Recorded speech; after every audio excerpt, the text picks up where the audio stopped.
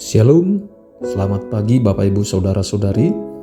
Bertemu kembali dalam program Renungan Harian 4M Sinode GKO, Jumat 20 Juni 2024. Sebelum kita mendengarkan renungan firman Tuhan, saya ajak kita untuk berdoa terlebih dahulu.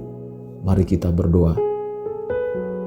Bapa kami yang di sorga, terpujilah Engkau, segala hormat, segala pujian dan kemuliaan kami persembahkan kepadamu, dan kami bersyukur bahwa Engkau telah memberkati kami dalam istirahat kami sepanjang malam hingga pagi ini. Kami hidup kembali dan sehat, semua itu anugerah Tuhan bagi kami. Bapa, kami akan mendengarkan sabda-Mu.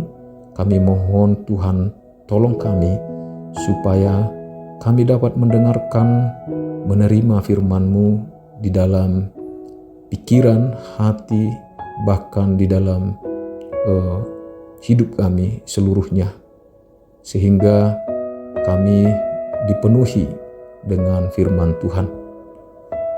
Kiranya damai sejahtera-Mu yang melampaui segala akal memelihara hati dan pikiran kami untuk mendengarkan dan menerima firman-Mu.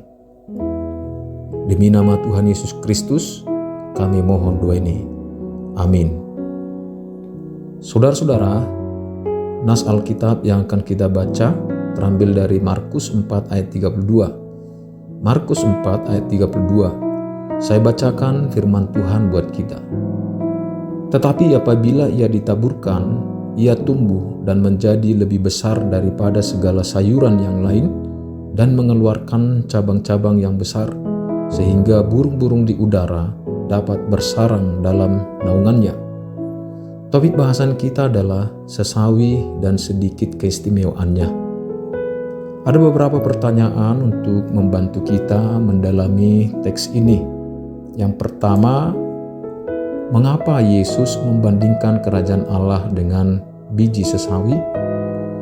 Saudara-saudara, ayat ini sebenarnya berkaitan dengan nubuatan Nabi Yehezkel dan Daniel di dalam kitab Perjanjian Lama. Misalnya, Yehezkel 17 ayat 23 bunyinya, "Aku akan menanamnya di puncak gunung Israel sehingga menghasilkan cabang. Pohon itu akan menghasilkan buah dan menjadi pohon aras yang megah. Segala jenis burung akan bersarang di bawahnya, berlindung di bawah naungan dahan-dahannya." Lalu di dalam kitab Daniel 4 ayat 12, "Daunnya indah-indah, buahnya banyak sekali, dan di atasnya menjadi makanan bagi semua orang.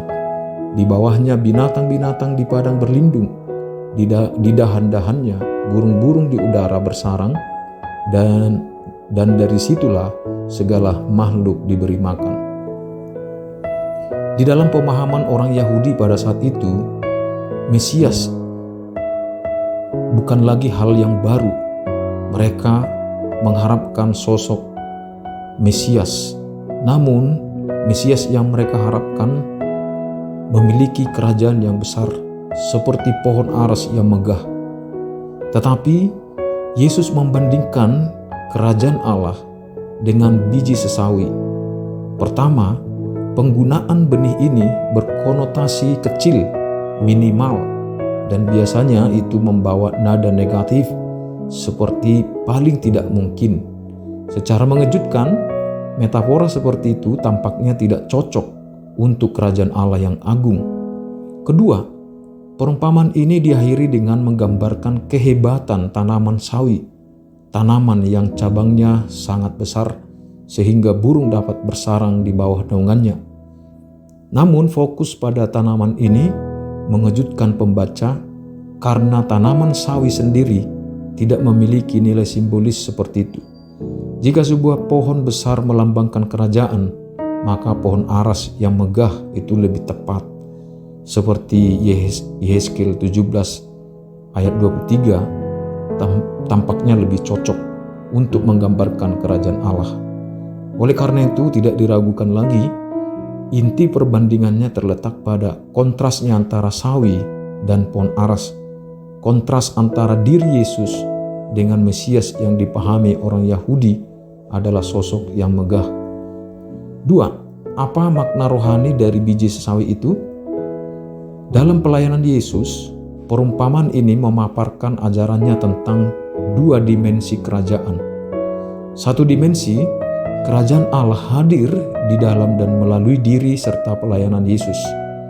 Pemilihan biji sesawi dengan tepat menggambarkan kehadiran pemerintahan Allah yang sangat kecil jika dibandingkan dengan apa yang diharapkan oleh masyarakat Yahudi pada masa itu.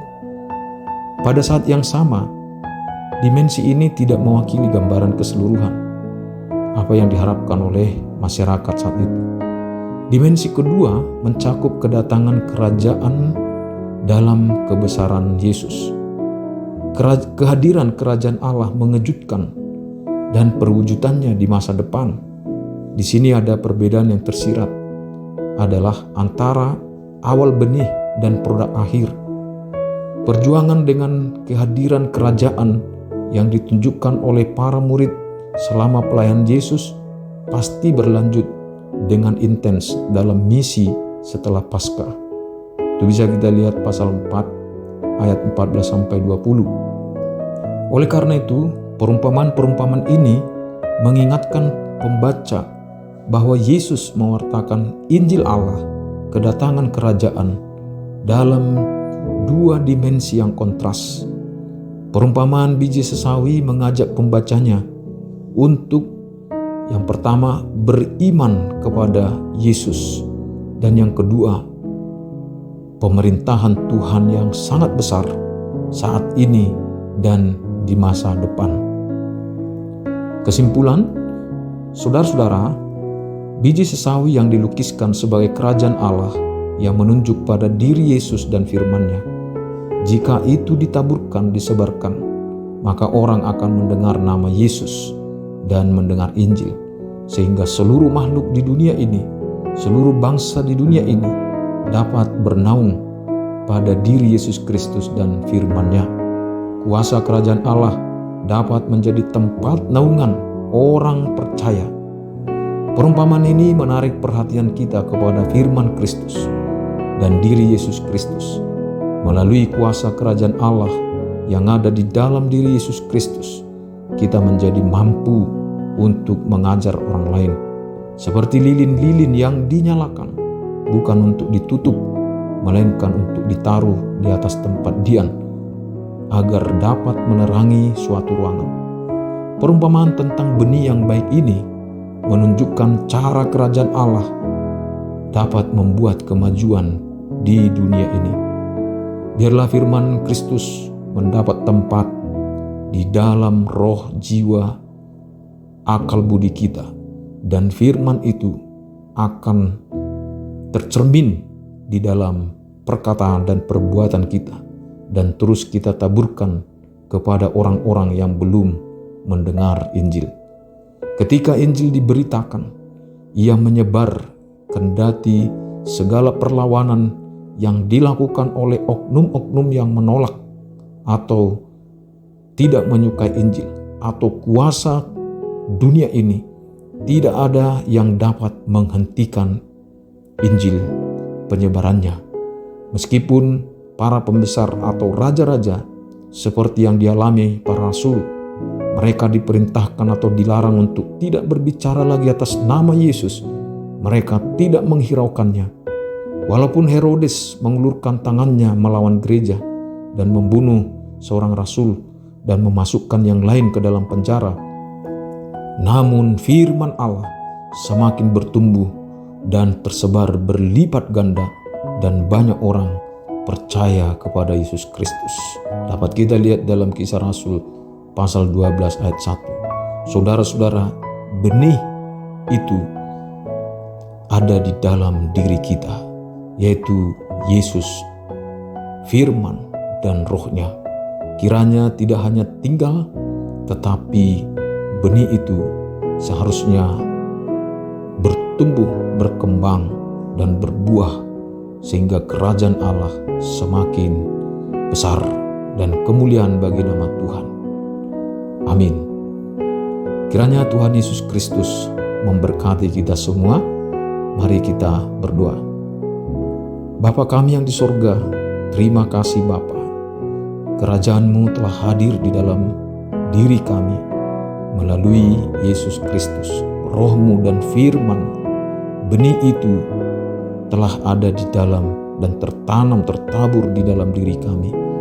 Oleh karena itu ya Tuhan, kiranya benih itu bertumbuh terus ya Tuhan, berkembang dan berbuah, sehingga kami dapat memperluas kerajaan-Mu, kebesaran kerajaan-Mu dimanapun ya Tuhan.